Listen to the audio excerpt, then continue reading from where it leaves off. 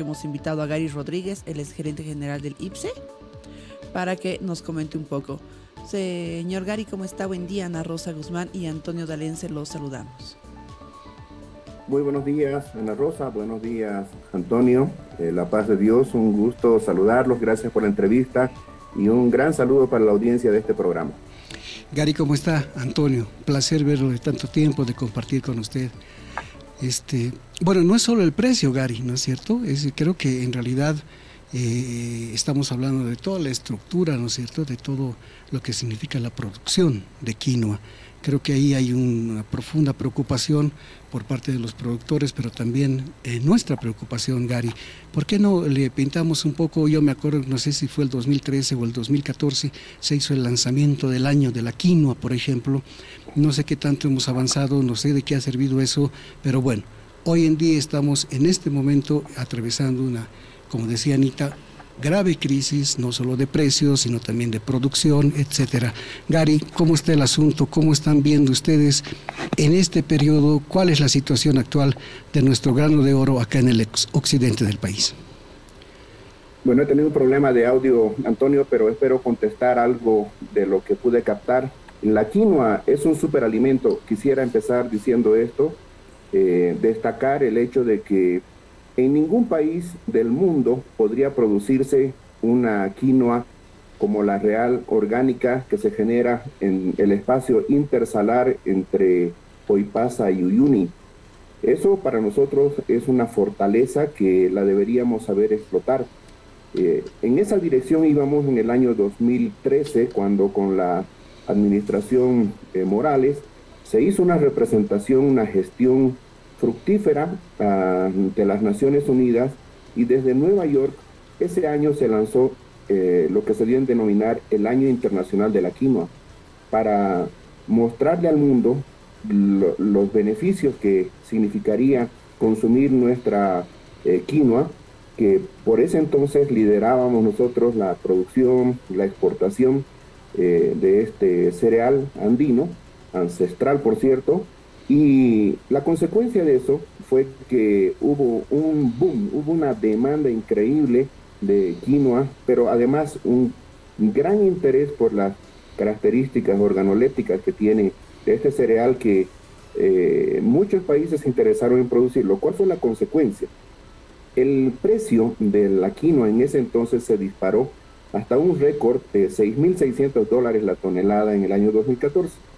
Ese fue el año cuando generamos nosotros un pico de exportación por $197 millones. El problema de ahí en adelante fue que otros países ingresaron a la producción, tanto de forma experimental y otros ya de manera comercial, y principalmente Perú, que iba a la saga nuestra. Hoy día Perú ha capitalizado los espacios que ha ido dejando Bolivia en el concierto internacional,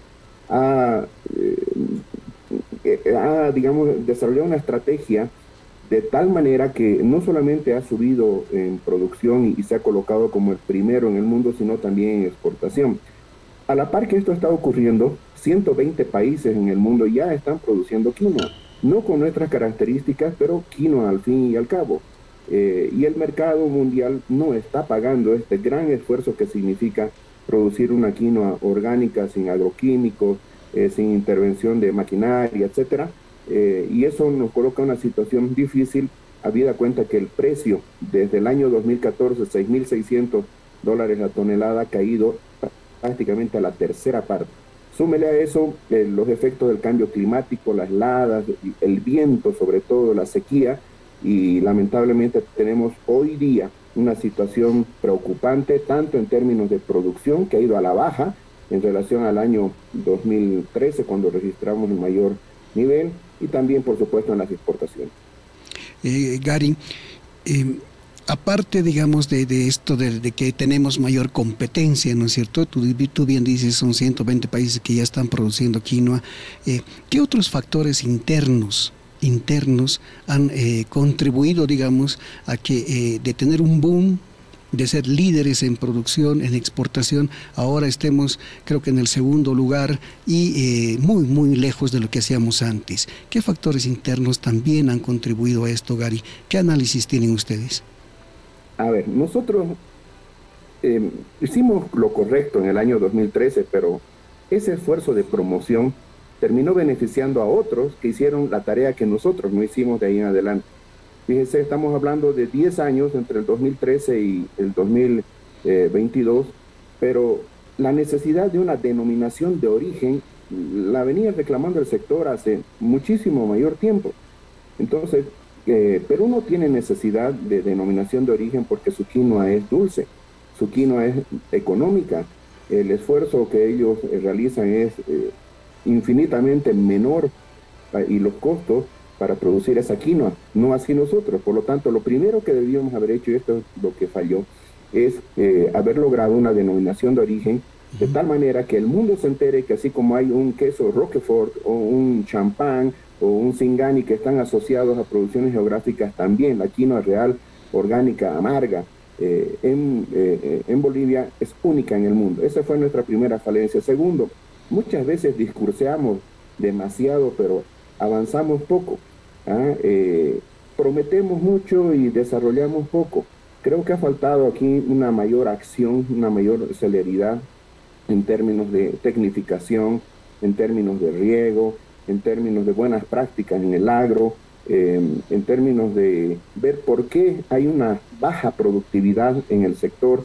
En algún momento se sugirió incluso usar la biotecnología sin afectar la calidad de la quinoa, por ejemplo, para disminuir su tamaño y con eso evitar que el movimiento de las panojas pierda grano. Se sugirió también que por medio de la biotecnología se pueda reducir el ciclo de producción que dura 9 meses, de tal manera que siendo más corto pueda rotar con otros productos y de esa forma fertilizar la tierra y no convertirse en un monocultivo que verdaderamente desgasta la tierra. Hoy día se sugirió una práctica silvocultural, pero nada de eso se ha hecho, ¿no? Al extremo de que hay mucha gente que está no contenta con el negocio, productores que están dejando de producir, al margen de que quinoa boliviana, quinoa real orgánica boliviana ha salido al Perú para mezclarse con su quinoa y con eso ganar una mejor calidad y posicionarse mejor en el mercado. En suma, yo diría que ha faltado más acción y una acción público-privada a 10 años vista de haber lanzado y promocionado la quinoa para beneficio de otros. Señor Gary, ¿cuántos productores a nivel nacional tenemos? Y de esos productores, ¿cuántas toneladas se produce más o menos anual? ¿Cuántas se producían y ahora cuántas se están produciendo? No lo he escuchado muy bien, pero creo que habló algo de los productores. Bueno, el medio de comunicación francés, France 24, hizo una indagación y hablan de 70.000 productores en Occidente, 70.000 familias que viven de eso. La producción en el año 2013 en Bolivia era de 68.000 toneladas. El dato de producción del año pasado dice que fueron 39.000 toneladas, principalmente por el embate del clima. Voy a comparar con Perú. Si nosotros producíamos 68.000 toneladas en el 2013, Perú 52.000, nosotros bajamos a 39.000 el año pasado, pero Perú subió a 106.000 toneladas. ¿Por qué? Porque allá hay una estrategia de desarrollo, hay un trabajo público-privado, hay intervención del Estado, y no para que el Estado produzca, sino para que ayude a producir de mejor forma. Y con la exportación nos ha ido también mal. Es decir, en el año del lanzamiento del Año Internacional de la Quinoa en 2013, nuestras exportaciones fueron de 35.000 toneladas por 153 millones de dólares. Por aquel entonces Perú apenas vendía 19.000 toneladas por 80 millones. El año pasado hemos bajado de 35.000 a 29.000 toneladas las que exportamos y apenas 62 millones de dólares, o sea, menos de la mitad de lo que habíamos tenido en el año 2013 y la tercera parte de lo que tuvimos en el pico en 2014. ¿Qué pasó con Perú? De 19.000 toneladas exportadas pasó a 52.000 y de 80 millones a 105 millones de dólares por la venta que hizo a los mercados desarrollados principalmente. Perfecto, Gary. Realmente los números lo dicen todo, ¿no es cierto? Ahí está, digamos, la realidad de nuestra producción de quinoa, de lo que en su momento habíamos denominado el grano de oro del occidente del país. ¿Todo está perdido, Gary? todo está, digamos, ya tenemos que acostumbrarnos a hacer los segundos o a ver qué más podemos exportar, hasta dónde llegamos, o todavía estamos a tiempo de hacer algo, Gary, porque esto de la denominación de origen, por ejemplo, ¿en qué quedó? ¿Se está avanzando? ¿Se comenzó? ¿Qué podemos hacer de aquí en adelante para cambiar esta situación, Gary? En términos de denominación de origen se avanzó a nivel de la comunidad andina, pero lo que necesitamos es tener ese privilegio a nivel mundial. Si estamos a tiempo, no. Una vez acuñé una frase muy polémica que dice así: nunca es tarde para cambiar, a no ser que ya sea demasiado tarde. Yo creo que mientras hay vida y esperanza, mientras haya voluntad, se puede hacer. De repente no podemos aspirar a ser ya el primer productor mundial con la quinoa real orgánica, pero sí ser el único país que pueda exportar una quinoa con estas características, producida a 3.700 metros sobre el nivel del mar, con unas características organolépticas espectaculares por el tipo de suelo y minerales que existen en un clima extremadamente frío, ¿no? Entre 2 salares.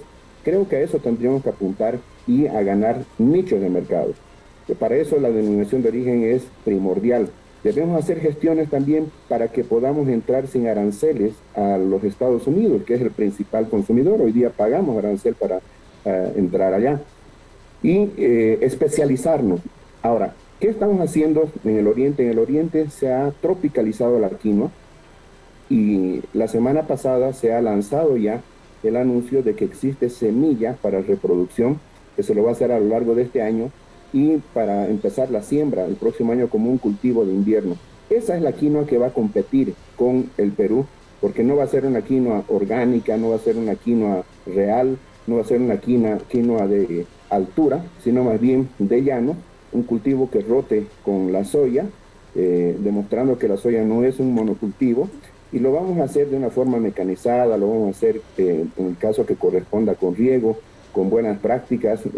Este es un proyecto que ha presentado la Universidad Autónoma Gabriel René Moreno, de tal manera que para el 2024 ya tendremos una cantidad de unas 8.000 toneladas en producción, y la idea es que eso se convierta en el principal cereal alternativo en invierno para rotar con la soya. ¿Por qué razón? Porque su rendimiento va a ser 3 a 4 veces lo que rinde la quinoa acá en el altiplano. Entonces, grano de oro en el altiplano, la quinoa real, orgánica, diferenciada, de alto precio, que ataque nichos de mercado con alto poder de compra, y grano de oro en el oriente, la quinoa, que no va a ser real, que no va a ser orgánica, que va a ser una quinoa módica, porque lo que el mundo quiere, Antonio, Ana Rosa, es alimentos, pero alimentos baratos. La seguridad alimentaria se construye de esa forma, con abundancia de alimentos, pero alimentos que sean económicos para la población. Podríamos decir, Gary, entonces que la quinoa tropicalizada, como creo que ya se la denomina, y esto de la denominación de origen para la quinoa real de acá del occidente, pueden ser el camino, digamos, que nos conduzcan a recuperar a la quinoa como un principal producto de nuestro país, de exportación de nuestro país. Así es.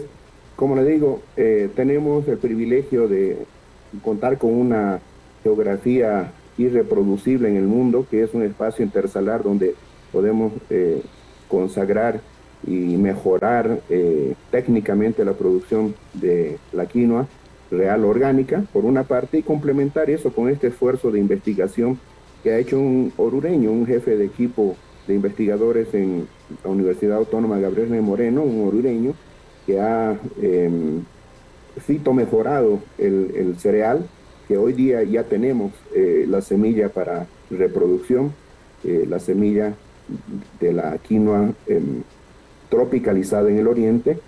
Algo que quiero decirlo claro y fuerte, no solamente lo está haciendo ahora Santa Cruz, sino que hace 10 años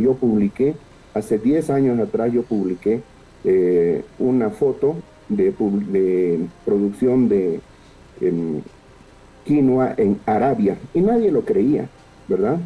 ¿Por qué? Porque muchas veces estamos viéndonos el ombligo y creyéndonos que somos el centro del mundo, y no lo somos. Somos un país bendecido por Dios con enormes posibilidades de producción que lastimosamente no se activan porque no hacemos las cosas bien y a tiempo. Perfecto, Gary. Sí podríamos aprovechar la oportunidad que tenemos de hablar contigo también para ver algo positivo que podemos tener este año, Gary. Las exportaciones nos están dando una alegría, pese al golpe que hemos recibido de la pandemia, los años que hemos sufrido tanto, todos los bolivianos, los productores sobre todo, están dejando cifras bastante alentadoras, Gary. ¿Qué podemos decir ahora? ¿Cuáles son las cifras que tienes? ¿Cuál es el balance que hacemos de las exportaciones del país? ¿Y qué perspectivas le ves hasta fin de año?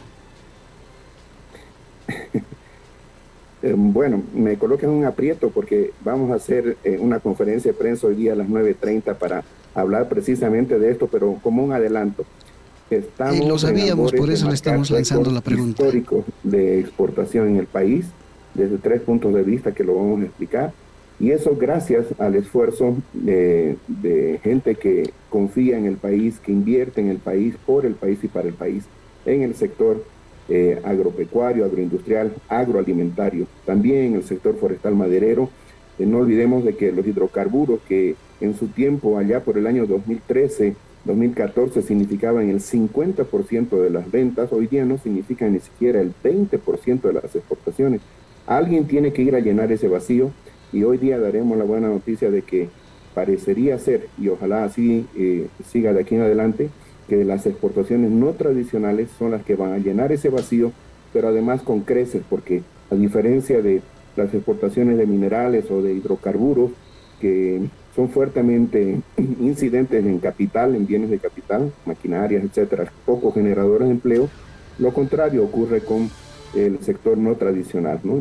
Industrial, manufacturero, agropecuario, artesanal, forestal, tienen un gran efecto multiplicador sobre la economía y generan mucho empleo. Entonces, vamos bien, tenemos un superávit de un poquito más de $1.000 millones hasta el mes de mayo. Crecen las exportaciones, crecen las importaciones de las cuales dependemos. Y bueno, los invitamos a las 9:30 para conocer un poquito más en detalle los datos que vamos a entregar. Perfecto, Gary. Le vamos a agradecer como siempre la gentileza que tiene con razón. Le vamos a desear que tenga un lindo día y vamos a estar expectantes seguramente a la conferencia que darán en un poquito más allá en Santa Cruz. Gracias, Gary. Un abrazo en la distancia.